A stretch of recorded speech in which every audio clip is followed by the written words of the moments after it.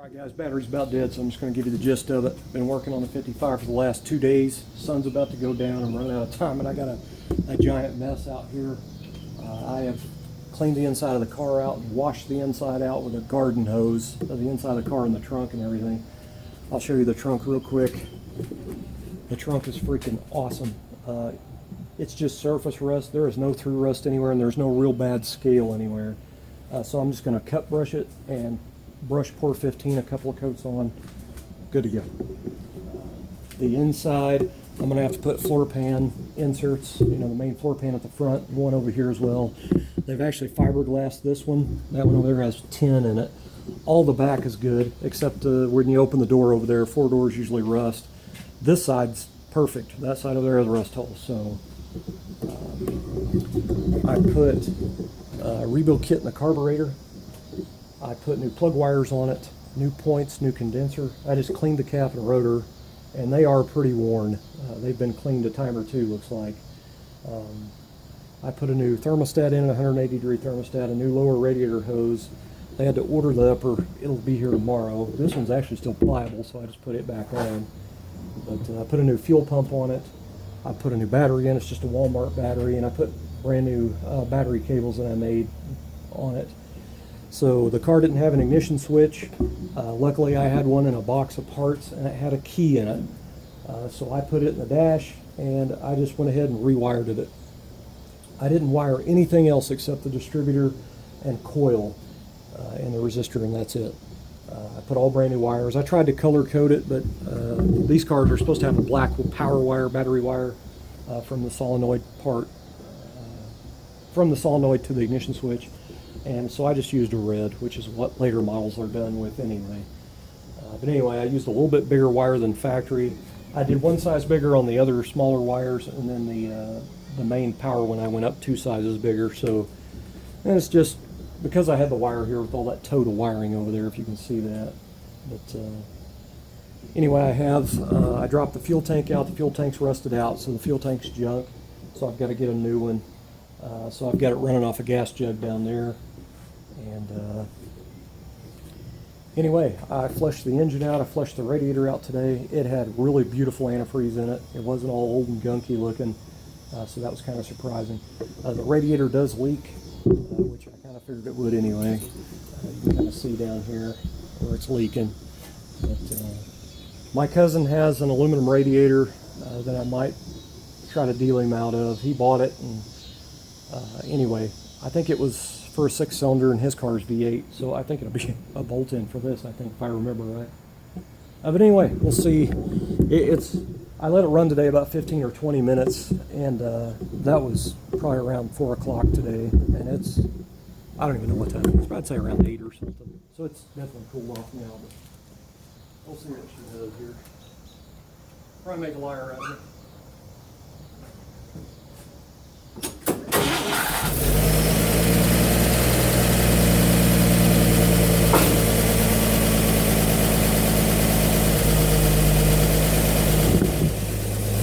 I found out from Tri-5 forums, Mike on there is really knowledgeable on the straight sixes in these cars. This is a solid lifter engine, so I do have to adjust the rockers on it. It sounds like there may be 1 or 2 of them clicking when you do it. This has a little glass pack on it, and the exhaust is pretty rusted out, so it has pretty bad exhaust leak, especially up here where it bolts to the deal. The pipe is actually loose. I guess I could tighten it, or try. It'll probably break the stud off, knowing my luck. But anyway, guys, I'm trying to keep it short and sweet so the video's not so long, so I know some people don't like long videos, but when you try to explain everything in detail what you do, it ends up taking a while. But anyway,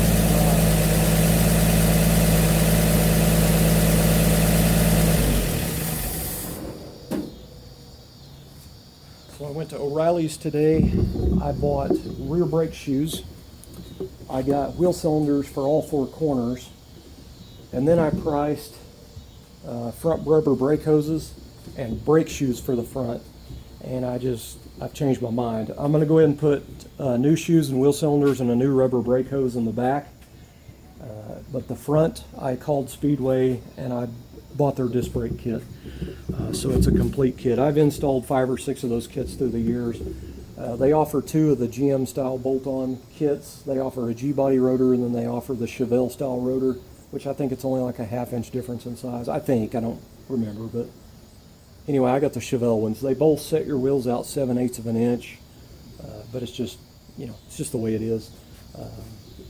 Anyway, so I ordered that, so I've got to take 2 of these wheel cylinders back. But when I priced that stuff, the front brake shoes, for the good brake shoes, not, crappy ones, it was like $60 for the brake shoes, 25 something each for the front rubber brake hoses. The wheel cylinders, I think, were like $25 or $27 a piece. So when you add it up, I mean, for like $125 more or $150 or whatever, I got disc brakes with roller bearings instead of ball bearings. So anyway, it's going to be disc up front. But the coolest thing, and I actually forgot because I'm very forgetful, when I first started messing with my hardtop project, I bought Mutton Hollow's tubular control arms, uppers and lowers, and then they came in and they were really small. The tubing's not real big. They're nice. I mean, they're made nice. They just look a little dainty to me on there. So I ended up buying the bigger ones for my hardtop. And those Mutton Hollows, I just set them out there in a crate out back in my fenced area.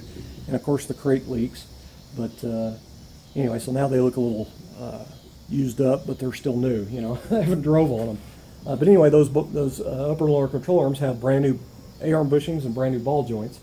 Those ball joints, if I remember right, are just the cheap Chinese ones. So I probably need to put moo again. I did ask at O'Reilly's today on ball joints, and it was like $75 for one ball joint. You got to have 4, I don't know if he priced me the uppers or lowers, but that's pretty freaking high. So I'm probably going to rock the Chinese ones for now.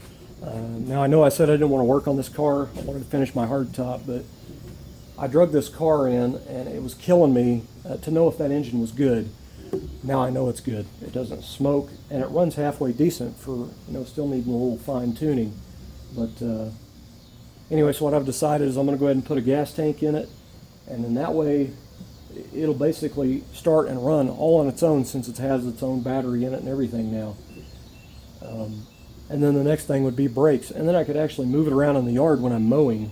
I could mow around it, and if I, decided to, I could drive it probably around my block at really low speed. Now these tires are shot; they're dry rotted all to hell. These are just rollers. But a salvage that I frequent, he has it's like a early 80s, maybe late 70s, a big 4-door car like a Caprice. I think it's a Pontiac version.